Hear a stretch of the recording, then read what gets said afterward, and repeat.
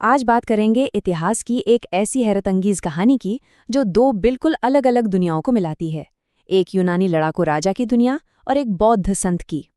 तो सवाल ये उठता है कि आखिर ऐसा कैसे हुआ कि सिकंदर महान यानी अलेक्जेंडर द ग्रेट की विरासत को आगे बढ़ाने वाला एक यूनानी योद्धा राजा बौद्ध धर्म में एक संत की तरह पूजा जाने लगा। चलिए इस असाधारण सफर की कहानी को समझते हैं। हमारी ये कहानी शुरू होती है दूसरी शताब्दी ईसा पूर्व के भारत से, जहां एक ऐसा राजा था जो इतिहास पर अपनी एक अलग ही छाप छोड़ रहा था। तो सबसे पहले मिलिए इस कहानी के हीरो से। ये है राजा मिनांडर प्रथम, जिन्हें पाली भाषा के ग्रंथों में मिलिंद के नाम से भी जाना जाता है। आप देख सकते हैं उनके सिक्कों पर उनकी यूनानी शक्ल सूरत साफ नजर आती है। तो पहला सवाल, एक यूनानी राजा भारत में कर क्या रहा था? इसकी कहानी सिकंदर के भारत आने के बाद शुरू होती है। यूनानियों की कई पीढ़ियां उत्तर पश्चिम भारत में बस गई थीं। उन्हें यवन कहा जाता था और मिनांडर के समय तक तो इंडो ग्रीक राजाओं को यहाँ राज करते हुए लगभग 200 साल हो चुके थे, जिससे एक अनोखा ग्रीक और भारतीय कल्चर का संगम बन रहा था।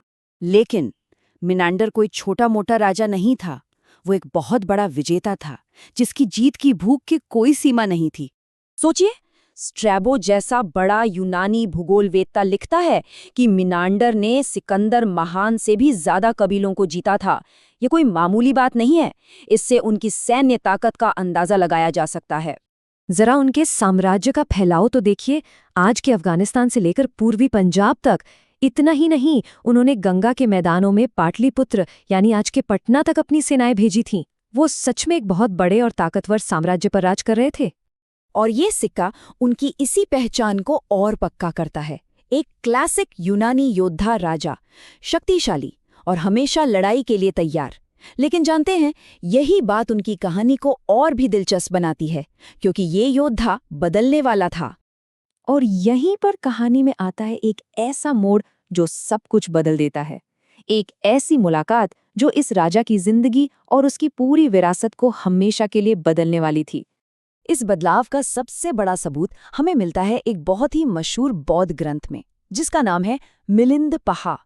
इसका मतलब है राजा मिलिंद के सवाल। ये किताब राजा मिनांडर और एक बौद्ध ऋषि नागसेन के बीच हुई एक लंबी और बहुत गहरी बातचीत का पूरा ब्यौरा है। देखिए, ये ग्रंथ मिनांडर को सिर्फ एक योद्धा नहीं बताता, वो उन्हें एक जबरदस्त बुद्धिजीवी के तौर पर पेश करता है। ऐसा व्यक्ति जिसके मन में सवाल भरे थे और वो उनके जवाब चाहता था। उसे ज्ञान की भूख थी। और ये कोई आम बातचीत नहीं थी। ये तो दो बड़े दिमागों के बीच जिंदगी के सबसे बड़े सवालों पर एक जबरदस्त दार्शनिक बहस थी। आत्मा क्या है? कर्म का सिद्धांत कैसे काम करता है? असलियत क्या है? और इस दिमागी जंग का नतीजा क्या निकला? नतीजा ये हुआ कि ज्ञान की जीत हुई। मिनांडर, जिसे बहस में हराना नामुमकिन माना जाता था, वो नागसेन की बातों से इतना प्रभावित हुआ कि उसने बौद्ध धर्म को अपना लिया। ये एक योद्धा के संत बनने का वो पल था। तो क्या ये कहानी सिर्फ एक किताब में लिखी है? नहीं, बिल्कुल नहीं। आप जरा किताबी बातों से हटकर उन ठोस सबूतों पर नजर डालते हैं जो इस अनोखे सांस्कृतिक और धार्मिक मेल की कहानी सुनाते हैं। इसका सबसे मजेदार सबूत तो खुद मिनांडर के सिक्कों में है। एक तरफ देखिए यूनानी देवी एथेना, जो उनकी जड़ों का प्रतीक है, और दूसरी तरफ बौद्ध धर्मचक्र। सोचिए, एक ही राजा, एक ही शासनकाल, पर दो अलग अलग दुनियाओं के प्रतीक। ये उनके विश्वासों में आए बदलाव का सबसे साफ सबूत है। और सबूत यहीं खत्म नहीं होते। वो पहले ऐसे इंडो ग्रीक राजा थे जिन्होंने अपने सिक्कों पर बौद्ध प्रतीकों का इस्तेमाल किया। बौद्ध अवशेषों वाली एक संदूकची पर भी उनका जिक्र मिलता है। और तो और पुरातात्विक सबूत भी ये इशारा करते हैं कि उन्होंने एक बड़े बौद्ध स्तूप को बनवाने में मदद की थी। अब जरा इस नक्काशी को देखिए। ये एक बौद्ध स्तूप से मिली है और इसमें एक यूनानी स्टाइल का सैनिक है जिसकी तलवार पर एक बौद्ध निशान बना है। ये दिखाता है कि उस दौर में यूनानी लोगों पर बौद्ध धर्म का कितना गहरा असर था। तो मिनांडर सिर्फ एक राजा नहीं थे जिसने धर्म बदल लिया। वो पूरब और पश्चिम को जोड़ने वाला एक सांस्कृतिक पुल बन गए थे और उनकी विरासत की गूंज आज तक सुनाई देती है। उनकी मौत की कहानी तो और भी कमाल की है। मशहूर यूनानी इतिहासकार प्लूटार्क बताते हैं कि जब मिनांडर की मृत्यु हुई तो उनके साम्राज्य के अलग-अलग शहरों में उनके अवशेषों को पाने के लिए होड़ मच गई, ठीक वैसे ही जैसे भगवान बुद्ध के अवशेषों के लिए हुई थी। ये दिखाता है कि लोग उन्हें कितना मानने लगे थे। और ये विरासत उनके जाने के बाद भी चलती रही। उनके बाद जो राजा आए उन्होंने भी बौद्ध प्रतीकों का इस्तेमाल जारी रखा। यूनानी भिक्षु बौद्ध धर्म के बड़े प्रचारक बने। सदियों बाद उनका नाम दुनिया के नक्शों पर आया और आज भी भारत में उनके नाम पर कॉलेज हैं।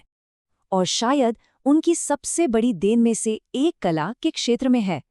बहुत से एक्सपर्ट्स का मानना है कि मिनांडर के शाही संरक्षण की वजह से ही ग्रीको बौद्ध कला का जन्म हुआ। इसी कला ने पहली बार बुद्ध को इंसानी रूप में दिखाया, और वो भी यूनानी मूर्तिकला के अंदाज में। तो आखिर में ये कहानी हमें एक बहुत गहरे सवाल के पास लाकर छोड़ देती है। एक योद्धा राजा जिसने ज्ञान की तलाश में अपनी पूरी पहचान बदल दी, उसकी ये 2000 साल पुरानी कहानी आज की दुनिया में संस्कृतियों के मेलजोल और इंसान के खुद को बदलने की ताकत के बारे में क्या सिखाती है।